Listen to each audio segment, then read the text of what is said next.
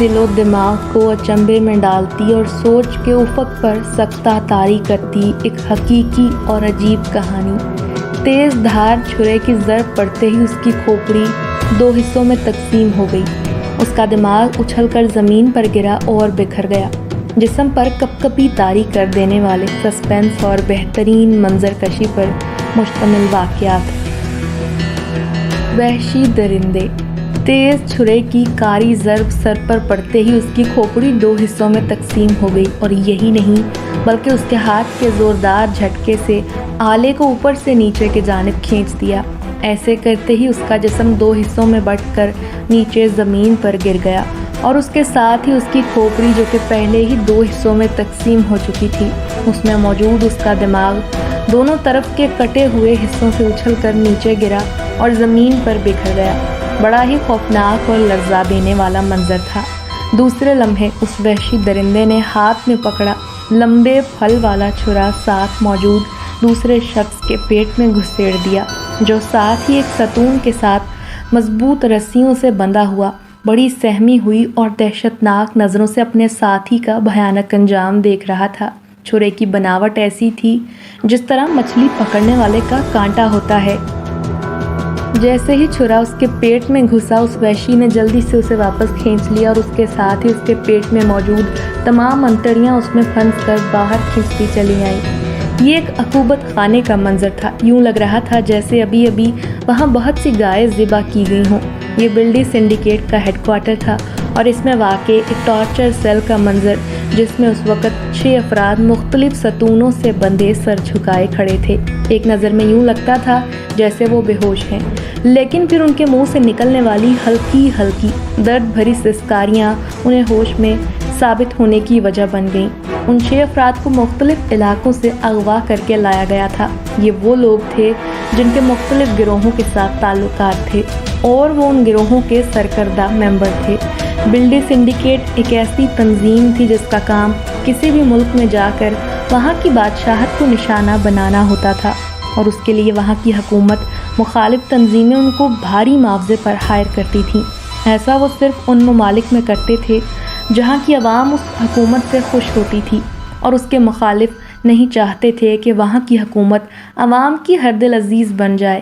چونکہ وہ لوگ بلڈی سنڈیکیٹ کی خدمت مستعار لیتے تھے اور خود بھی بھاری معاوضہ طلب کرتے تھے، جس میں سے کچھ فیصد کے حساب سے بلڈی سنڈیکیٹ کو ادا کیا جاتا تھا۔ دوسرے الفاظ میں ان کی 5 انگلیاں گھی میں اور سر کڑاہی میں ہی تھے۔ انہیں بیٹھے بٹھائے بھاری معاوضہ مل جاتا تھا، اور دوسرا کام بلڈی سنڈیکیٹ انجام دیتی۔ اس تنظیم کا ہیڈ کوارٹر کہاں تھا، اس کے بارے میں صرف چند لوگوں کو ہی معلوم تھا، لیکن انہوں نے ایک فیک ویب سائٹ پر ایک نمبر شیئر کر رکھا تھا جس میں صرف اس تنظیم کا نام اور واٹس ایپ نمبر ہی درج تھا۔ مزید کوئی معلومات شیئر نہیں کی گئی تھی۔ اس ویب سائٹ کو انہوں نے سرچ انجن میں کرائے کے قاتلوں والے آپشن میں رکھا تھا، اور اس وقت ان کے پاس مختلف ممالک سے اتنے آرڈرز تھے کہ انہوں نے مزید کام پکڑنے سے انکار کر دیا تھا، یا انہوں نے اپنی ویب سائٹ کو عارضی طور پر ڈی ایکٹیویٹ کر دیا۔ عقوبت خانے میں موجود 6 افراد میں سے 2 کا بہیمانہ قتل کیا جا چکا تھا، اور ان دونوں کی حالت اور انجام دیکھ کر دیگر افراد خوف سے تقریباً بے ہوش ہو چکے تھے۔ یہ وہ لوگ تھے جنہیں بلڈی سنڈیکیٹ کے ارکان اس لیے اغوا کر کے لائے تھے کہ ان سے حکومت کے کارندوں کے متعلق خفیہ معلومات حاصل کی جا سکیں، لیکن ان کے انکار کرنے پر ہی انہیں یہاں لایا گیا تھا، اور اس وقت 2 افراد اپنے انجام کو پہنچ چکے تھے۔ حال میں اس وقت ان 6 بندھے ہوئے افراد کے علاوہ 2 اور آدمی بھی موجود تھے، جنہیں آدمی کہنا انسانیت کی توہین ہوگی، کیونکہ ان کی شکلیں جہنم کے داروغوں سے کم نہیں لگ رہی تھیں۔ انہوں نے پل بھر میں 2 انسانوں کو اپنی خونی اور صفاکانہ فطرت کی بھیٹ چڑھا دیا تھا، مگر ان کے چہرے سے یوں لگ رہا تھا جیسے انہوں نے 2 انسانوں کو نہیں بلکہ 2 مچھروں کو مار دیا ہو۔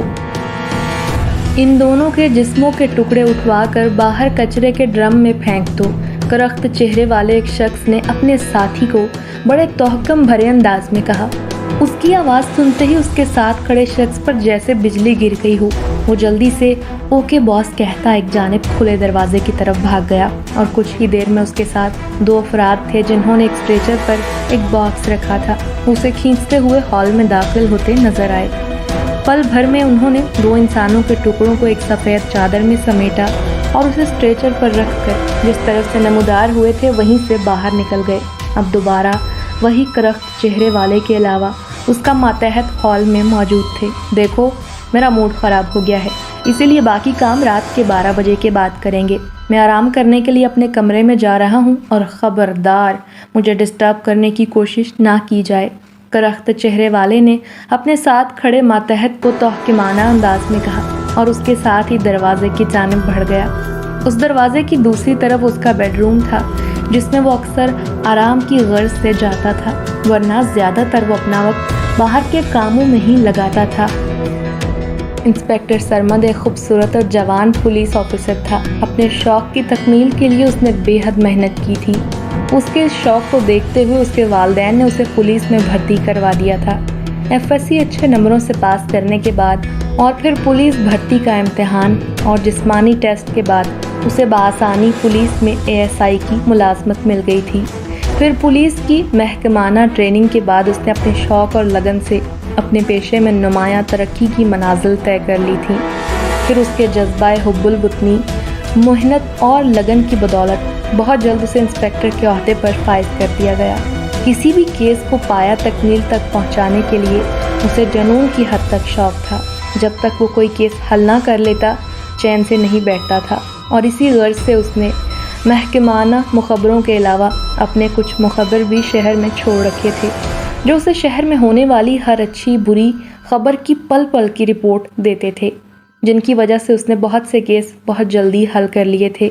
महकमे के आला अफसरान उसके दिलदादा थे, उसे बहुत पसंद करते थे, क्योंकि उसकी मेहनत लगन की वजह से उन सबकी नेक नामी में भी रोज़ बरोज़ इजाफा होता रहता था और उन पर मौजूद दीगर आला अफसरान की तरफ से उन्हें भी थपकी मिलती रहती थी। गर्ज उस वक़्त इंस्पेक्टर सरमद अपने महकमे में हर दिलअज़ीज़ शख्सियत की हैसियत इख्तियार कर चुका था। शब व रोज़ यूं ही गुजर रहे थे कि अचानक मुल्क में एक नई और अजीबोगरीब अफ्ताद वारिद हो गई, जिसकी वजह से हकूमती तमाम महकमों के आला अफसरान खौफ का शिकार होकर रह गए थे। इस वक्त मुल्क के बेशतर शहरों में मुल्की हसास इदारों के आला अफसरान के अगवा का सिलसिला शुरू हो गया था। फिर कुछ ही दिन बाद उनकी खैरो खबर नापैद होकर रह जाती थी। वो यूं अचानक गायब होते और फिर उनकी कोई खैरो आफियत मालूम न होती। जवाब में उनके घर वाले रोध होकर खामोश होकर बैठ जाते थे। चूँकि मामला हकूमती आला अफसरान का था, इसीलिए हर शहर की पुलिस पर हुकूमत का दबाव दिन ब दिन बढ़ता जा रहा था। लेकिन पुलिस अपने तौर पर बहुत कोशिश करके देख चुकी थी, मगर अब तक कोई ऐसा सुराग नहीं मिला था जिसकी मदद से वो मुजरिमों तक पहुंच पाते। थक हार कर हर शहर की पुलिस ने अपने अपने शहर के दाखिली रास्तों पर नाकाबंदी करके सख्त चेकिंग का सिलसिला शुरू कर दिया था, मगर इससे भी कोई खातिर खा फ़ायदा हासिल न हुआ। लेकिन इन सब के बावजूद अगवा होने वालों का सिलसिला जूं का तूं जारी रहा। न जाने मुजरिम किस तरह अपने मतलब के अफसरान को उठाकर ले जाते थे। ये सब के लिए एक मौमा बना हुआ था। पहले पहल तो ये मामला मुल्क के 2 एक बड़े शहरों में पेश आया, इसीलिए दूसरे शहरों की पुलिस अपने कानों में तेल डालकर बैठी रही कि जिसके साथ हो रहा है वो जाने या फिर उस शहर की पुलिस जाने। मगर जब यही आग उनके अपने शहरों तक जा पहुंची तो फिर उन्हें होश के नाखून लेने ही पड़े। वायरलेस टेक्नोलॉजी की बदौलत अब तो ज़िंदगी कदरे आसान हो चुकी है, इसीलिए हर शहर की पुलिस का एक दूसरे से मुसलसल राब्ता रहने लगा। वो हर छोटी से छोटी और गैर मामूली बातों को आपस में शेयर करने लगे, ताकि किसी को भी उससे कुछ फ़ायदा हासिल हो तो वो फौरी तौर पर दूसरे शहरों की पुलिस को भी मतला करके खबरदार कर सके। वज़ारत दाखिला में कायम सेक्रेटरीट ब्रांच के इंचार्ज सर राशिद एक उम्र रसीदा शख्सियत के मालिक थे। उनके 2 बेटे थे जो बिलतरतीब 12 और 15 बरस के थे, जिनमें एक बेटा नुमान मिडिल क्लास का स्टूडेंट था और दूसरा बेटा फैज़ान मैट्रिक में पढ़ रहा था। अच्छी आमदनी होने की वजह से वो एक खुशहाल ज़िंदगी गुजार रहे थे, इसीलिए उनकी रिहाइश एक अच्छे पोश इलाके में थी। उनका घर स्कूल के करीब ही था, इसलिए दोनों भाई चूँकि एक स्कूल में ज़ेरे तालीम थे, सो रोज़ाना घर से पैदल निकल पड़ते और वापसी पर भी पैदल रास्ता इख्तियार करते हुए घर लौटते। आज भी हस्बे मामूल सुबह सवेरे उठकर उन्होंने नहा धोकर नाश्ता किया اور اپنے اسکول بیگ اٹھا کر اسکول کی طرف نکل پڑے۔ راستے میں اور بھی بہت سے بچے ان کے ہمراہ ہو لیے تھے۔ وہ سب خوش گپیوں میں مصروف ہنستے کھیلتے اسکول کی جانب بڑھتے جا رہے تھے کہ اچانک ایک گاڑی جو 6 سیٹر ہوتی ہے آ کر ان کے قریب رکی۔ اس میں سے 2 افراد جنہوں نے چہروں پر ماسک لگائے ہوئے تھے وہ تیزی سے نکلے اور نعمان اور فیضان کی طرف بڑھے۔